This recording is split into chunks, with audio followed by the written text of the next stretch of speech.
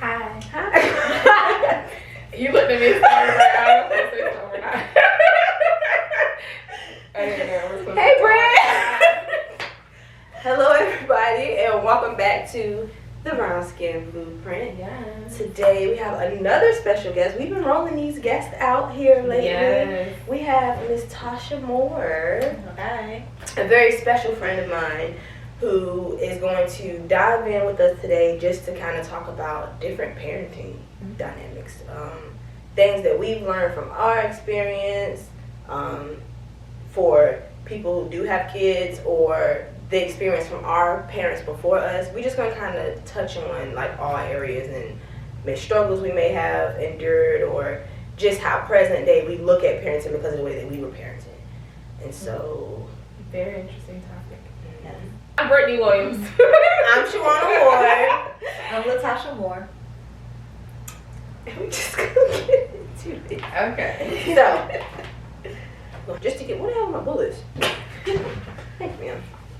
So just to start off, we are going to talk about our personal differences in parenting. Okay. So, what would you say is different about the way that you were parented versus how you have chosen to kind of parent your children? Because you have two, you have a son and a daughter. Mm-hmm. So do you feel like, well, kind of tell me things that maybe you've kind of adapted and dropped down, and maybe some things you wanted to do different from your experience. Okay. Okay, so my mama, she's really attached. So I try not to do that with my kids. And as far as my father, on the other hand, his thing was just provide, and then buy love. So nothing that my parents did as far as parenting towards me, I carry over to my children. With my children, I'm a little bit more, I'm patient. I'm really more patient with them. I spend a lot more time, I'm more engaged. I try to make sure I make that conscious effort to watch what they do and how they react to things and things that they're into, so I can be a part of what they're into. Just honestly the complete opposite of my parents, honestly. Wow. Yeah. And I would have never guessed that, because the way how I see you, it's just like, yo, she must have really came from a household that nurtured that. So that amazes me that the parallels are so different. Mm-hmm. What about you, Britt? What's some things you took from your experience with your parents? I would say, I tell people all the time, even though my parents had me later in life, I feel like that gave them an advantage. And I say that to say, because I don't have kids yet, so I'm going to be in my 30s having kids. I can see how they had that advantage now that I'm 30. Because I know that had I would have had kids in my 20s, I definitely wouldn't be parenting, or I'm not going to parent how I would then versus now. I felt like one of the things I definitely want to take from them is that I never really felt like they didn't listen to me. Like, I don't care how outrageous like ideas were that I had or things I wanted to do. I always felt like if I went to them with something, between the two of them, somebody was gonna listen to me. Right. I wasn't raised in a household like, you know, they see the memes about black kids and they be like you can't ask questions. Like, it's just, I feel like if I asked them, I feel like they would explain stuff to me. So that's another thing I want to take over. Like, I hate when people shoot kids down because they kids. Like, sometimes they like really want to know. Everything is not disrespect, basically, is what I'm saying. Right. Because I feel like people try to portray kids questioning things is disrespectful. And it's not. Like, kids are naturally curious and inquisitive. So I would take that. Something I would not take from them. Because they had a lot of issues with each other, I was very much aware of their issues with each other. So I always tell people I was, you know, in counseling and mental health before, you know, I was 10. So I would definitely, I don't want them to think me and my husband, you know, don't have issues or have disagreements, but they should not be submerged in, whatever drama or whatever we have going on. So those are probably the biggest things for me. What about you? So for me, I feel like my dad did not have like a good balance, because on one hand, I could talk to him about anything, but on the other hand, it was certain, and you could tell it's just tradition, like it's all because, like you said, like black people, it's certain things that kids don't say. It was just certain things you could not be open about. So I feel like on one hand, he did very well with making me feel like I could always come to him about stuff, but on another hand, okay, so like for example, like sex. Okay. Things that we have to become adults and unlearn, I didn't feel like I could express myself on those type of topics. So like if I was going through something, or if I was getting bullied, or I had questions, you know, educational wise, or just about my feelings, like I could always talk to him, but it's like the stuff that we probably really should be asking those questions to our parents, that matter, like, and not be learning out in the streets. I didn't always feel comfortable asking those questions, and so, but now present day, when I talk to him, he's like, he didn't know that I didn't feel comfortable asking him that, and he wishes that I would, but it was his demeanor and the way he came off, and the way that, because of his parenting style, it was like, oh, we're not even going to try to touch them waters. That was what it was for us. So now he's like, dang, I wish I would have been more soft on this side, or I wish I would have. So I know with Ezra, with me, with him, everything is trial and error for us. I tried not to like have no, okay, I'm gonna pull this. I'm just gonna try to learn him. So that's how I go with him, and it really is trial and error. It looks nothing like what I've learned. So sometimes I'm uncomfortable because I really don't know if I'm doing it right or wrong. I'm like, am I being too open with him? Am I not saying enough? So I struggle with that, but I feel like it's working for us. And then, you know, now that I'm older and I feel comfortable talking to my dad or talking to other people, and I'm in therapy, there's a lot more stability around it. So I'll say that. Communication and discipline. Okay, so on the topic of discipline. I just want to know, what are y'all views, period, on discipline? This is a touchy topic. It is a very touchy topic, and it shouldn't be. Right, and it shouldn't. So what are your thoughts about discipline, period? Discipline. It's a way to go about it. It's definitely not just black and white. People can say like either you're beating your kids or you just kind of just letting them run wild. But it's not black and white. It's not at all. What approach do you take? I know not so, because how old are your children? My son, he's 7, and my daughter, she's a year. Okay, so I know with you in like the midst, like the midst of like where discipline is like for real. Yes. So for Cam, their son, with him, I feel like that's more of a thing you're learning with him versus the baby girl. Honestly, it's the other way around. Are you serious? Yes. Okay, so like Cameron, he's my unicorn. I call him my unicorn. Only because he hardly ever gives me any problems. He's just a very sweet child, very polite, just gentle sweetheart. So with him, there's never really any question. If I tell him to do something, he does it. If he's confused or he just doesn't know what to do, he'll ask. I want him to explain.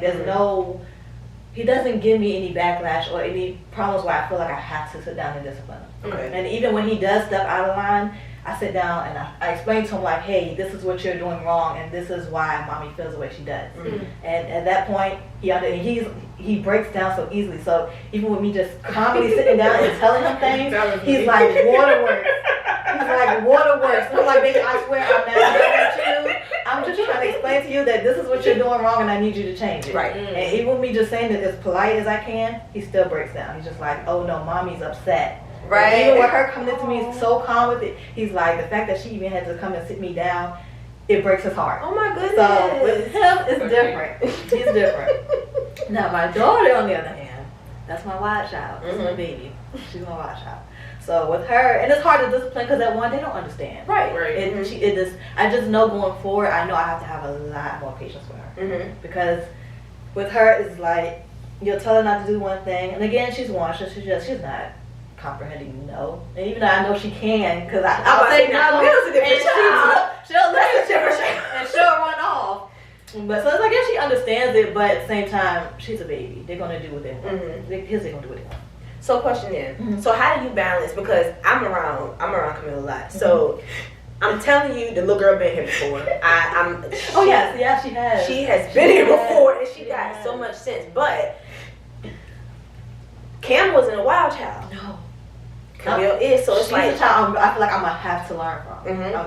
I'm really gonna have to like really phone in on parenting with her than I did. Cam was a breeze in the park as far as parenting. Now with Camille, I feel like I really have to put my foot forward and really be patient and take my time to really learn her, so that when I'm even trying to discipline her or even just teach her the ropes and just kind of guide her through life, I might have to do it in a way where she understands it and that I'm not possibly ruining my child. Right. Or being overbearing. Yes. Okay. I hear that a lot though from people who have their son first and then they have a daughter second. They always be like, when they come that second time, they like try the hell out of them. Yes. That's Camille. Like That's literally, Camille. like, and I literally be watching it on Facebook because I be laughing. Like, if they had a boy first and that girl came second, they just be like, bro, what is this? This is not like from the first go round. It's completely different. Yeah, it is. It is. I lost my train of thought because I had something to say about what you said. Oh, okay. So so Ezra, he's a boy. He's wild. Yes. So if what y'all saying is true, I'm like, I don't know how my daughter is. It's different though. Yeah. It's different only because no two children are alike, and the fact that you had your wild child first, So maybe your second one will might be not be as exactly. We gonna see. Like me and Camille and Cameron are day and night, and me and my middle sister, me and her day and night. So I feel like with you getting your wild one first, and you kind of like learn the ropes with him as you go. With your second one, it's gonna be a little more complex. It's gonna be a little easier. I received. Thank y'all. Yeah. That words. So, what was he talking about? Oh, so what do you think about this one? So, my dad was a disciplinary, but not on the end of we was getting beat. He just stood firm in being not strict, being firm. So his thing was, I'm not gonna tell you more than one time. I'm gonna. He spoke with so much authority. Like I can only remember maybe getting beaten by my dad one time. And it wasn't even no beating. I think I got like whammed on the butt. So what? Because his thing was, I just want you to be able to feel me. He didn't want to have to go that far. So his thing was discipline. He felt like if me sitting you down and talking to you seriously don't work, like you basically asking for behind whooping. Which again, I didn't get many of them at all. And I think because of that, I didn't have too many issues with my mom. I tried her more because she wasn't as firm, and she was, she was there and she wasn't. She there and she wasn't. So her thing was she didn't have patience at all. So when she got fed up, you was getting beaten. That's how my mom was. My mom's the same way. So I took from them too, and my thing was I kind of went off my dad, but in a more compassionate way, because his shame was just like I told him about it. I don't feel about it with my daddy, and it wasn't even like a feel like I'm scared, because I felt love for him, but it was like I know not to fuck up because I'm not trying to feel that wrath. Like I don't want to feel it. So with Ezra, I'm like I even explained that to him. Look, Ezra, I don't like being loud. I don't want to yell at you. Sometimes when I get too frustrated, I do. If I have to say stuff 7 times, I'm like, but I want us to be able to talk. I was like, so just know that just because mommy is calm, because I had to unlearn getting loud, because that's what I was used to. So I was like, listen, just because mommy's voice is calm, I'm serious though. I'm being calm because I know that you don't like when I yell at you, and I don't like yelling. So I need you to listen to me when I'm being calm and know that this is I'm not joking, and this is for your safety. So I talk a lot to him. He gets on his nerves, but he does listen. He does listen, and I feel like he takes it in. But because again, that's something I had to unlearn. We do struggle in a way, because sometimes he catch you, and other times he just like, girl, I'm not listening to what you're saying. Like, so I feel like communication is key, which I think, like Brittany was saying, her parents were ahead of their time, like with communicating. So what about you, Rick? My parents did not beat me either. Pretty much same experience as yours. I probably can count on one hand anytime physical force was used. I probably was doing way too much. Right. Exactly. So it was kind of like, girl, what the fuck you got going on today? Like, what are you doing today? So for me, I plan on using the same thing with my kids, because, I felt like I turned out, pretty decent without getting beatings. However, just in the field I work in, I have been around many kids. Mm-hmm. And I am not going to say that I don't understand times where, you know, hey, I don't know what the fuck you got going on today, but clearly me talking is not doing the job. And so I see both sides. I will say I do feel like communication is important because I had the same fear, respect for my daddy. Yeah, when he just said certain stuff, that was it. That's why I was laughing when you was talking about your son, because literally, my daddy said anything to me, I would just like break down. Like I just be like, oh my God, I have got this man so riled up. I'm just disappointed his whole entire life in existence. Like, why am I doing this? Exactly. And so I hope to be able to have that effect on my kids, because I really feel like if you just talk to them and explain certain things to them, like I said before, a lot of times they'll get it, or they'll be like, okay, yeah, maybe I need to calm down. But yeah, everybody don't have that perspective, so it's a fine line. But I do get both sides. And go ahead. And I feel like with my son, he kind of helped me kind of fix what my parents did with me, because I hear y'all was saying that y'all parents communicate with y'all. Yeah. It was minimum conversation. So it was more like, you weren't supposed to do that. Wow. Yeah. So the point is like, you're not explaining to me like what I'm doing wrong. So like go back and do it again. It's like, I know I'm gonna get hit, but if I want to do it, exactly. You know, because you don't understand. Yeah, exactly. So with Cameron, I kind of, with him being the way that he was and him coming first, and him with me, I've yelled the first time. I have yelled. And with me yelling, and I just immediately see him crumble, it's like, okay, I have to dial it back. I have to check myself and be like, okay, that's not going to get some. Because the minute I even feel like, the minute I raise my voice, he's already just like, just in the hermit. He's already crumbled. He's just already hurt. So I have to check myself and fall back and be like, okay, I need to breathe, come back at him and explain to him what he's doing wrong. And even with me sitting down and telling him that, it's still just, it hurts a little hard. But the fact that once I realized that my parents wasn't communicating and that I have to communicate with him, it kind of just helped put things in perspective. Like, okay, you know that things won't communicate to you well. And then the fact that you have this child that needs that communication, it just kind of puts things in perspective for me as far as parents and him. Because Cam is a water sign. I about to say some of that is personality. They, you know, I don't know how much lecturing. So I feel like, okay, and I do have a question. Do you guys agree with childbearing? Not childbearing. What rearing? Child rearing. You have to me. I really am. I'm a very patient person. I'm patient when it comes to my kids, just people out in general. Like sometimes I be like, I should have cursed that lady out, and I be mad at myself. Like I'm really patient. So for me, like you really have to push me to a point for me to even do it. Okay. So it's like it's there, but it's like last resort. Like I'm going through everything trying not to do this to you. Yeah. So for me, I'm not against it, but again, you have to push me to that point. Okay. Yeah. What about you, Bree? I understand it. I think that we have to be careful between calling something child rearing and literally being abusive. Right. Right. And I think me working in foster care has like really opened my eyes even more than just having my basic understanding. Because it's like stories I'll think about it, like my daddy told me about his parents. And I didn't think nothing of it then, but now I'll just be like, damn, like somebody could have gone CPS.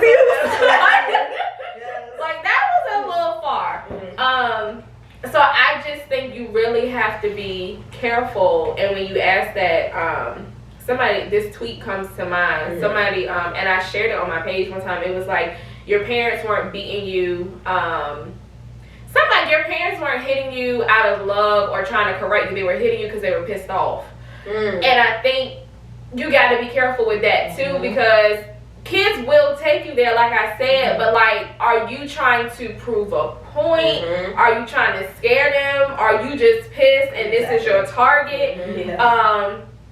So I think you walk a fine line if that is your go-to for discipline. Like, because I feel like all of my friends who have kids are a mix. Like, I feel like, you know, most of my friends talk to their kids. Like, it's very few times I've heard any of my friends be like, girl, I had to beat such and such the other night. So I feel like our generation is like changing the narrative on that.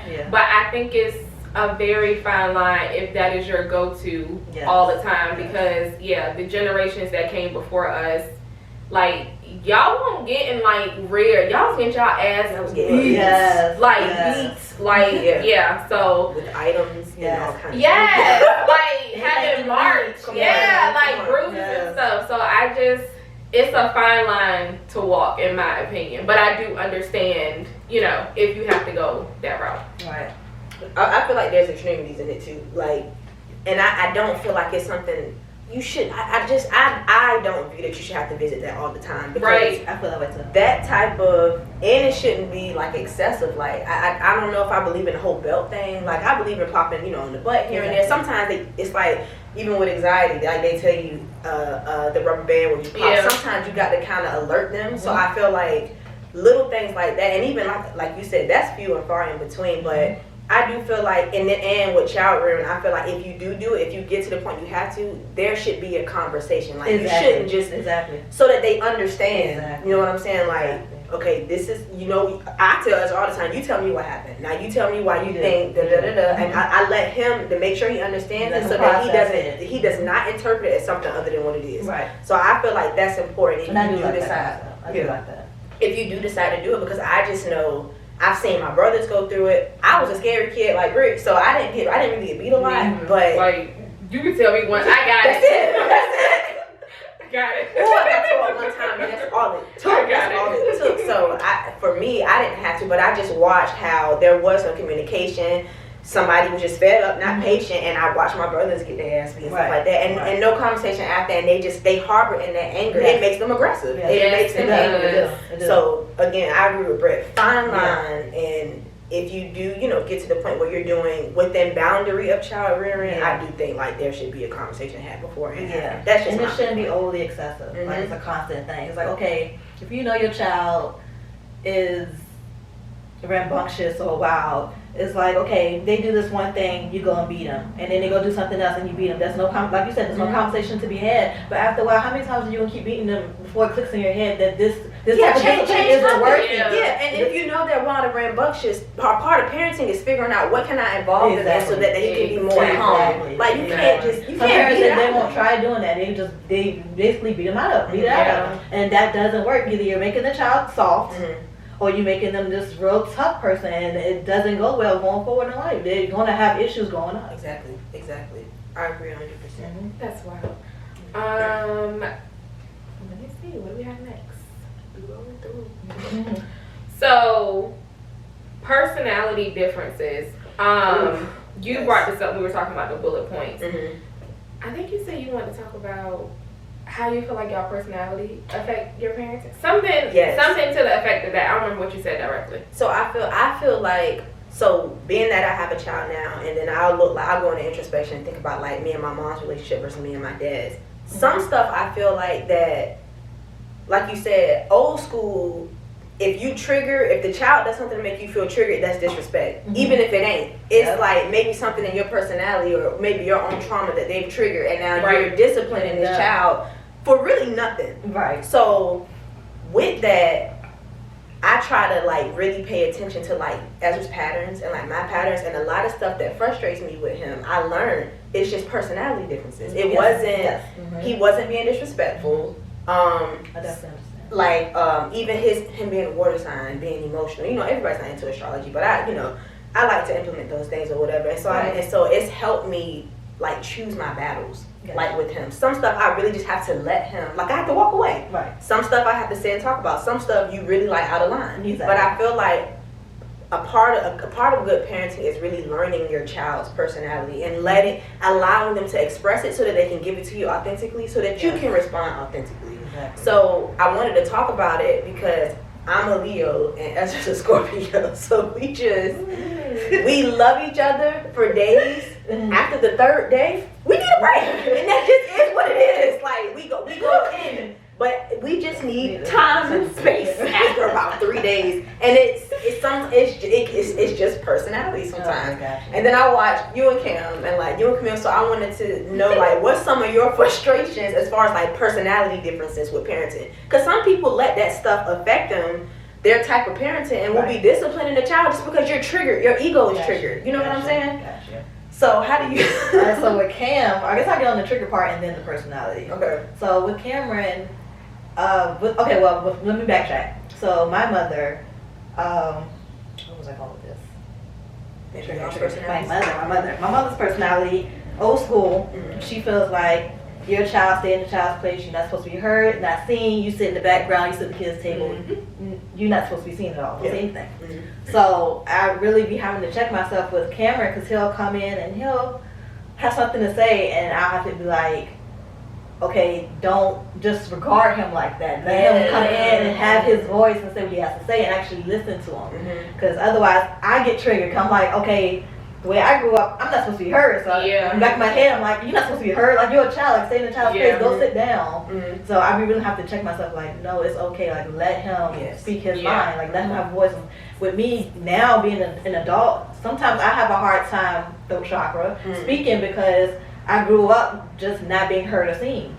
So now being older, it's like, damn, I should have said something. Like, I'm still working on that to this day. In 30 with 2 kids, like, I'm still working on throat chakra, because I just always felt like child's plays, you're not supposed to be seen or heard. And knowing that I'm not a child anymore is just always having that beat in your head. Is growing up, I just never lost that. Right. So well, I think, not to cut you off, I think you're speaking on something that's very important, because I think a lot of people fail to realize how that stuff, it never really goes away. No. And it pisses me off, because a lot of times I see it in other people, but you don't realize how often your childhood experiences, or especially how you were parented, shows up in your parenting. So even the fact that you're conscious of it is amazing. It's a great thing, because it's just too real. It's too real. It really is too real. So I really be trying to make sure that I let him say what he has to say. I let him talk. I hear him out completely. I try to do the opposite with him. Yeah. Now personalities, I feel like me and him are 1-on-1. Okay. So I'm really introverted, and I'm extroverted with those I'm comfortable with. Gotcha. Cameron's the same way. He's very introverted. So you can give him his snack, his TV, his little coloring book, and you can see he'll be in the room. He's quiet. You won't even know he's here. I'm like, where is he? He's still in that coloring book. Exactly. He's in the coloring book. He's in his tablet. He's in his toys. He's literally like me. Like, you would not know he's there. We just be in our own little bubble. And the only time he comes out when he's ready to eat. So me and him are like 1-on-1 as far as personalities. Now Camille, on the other hand,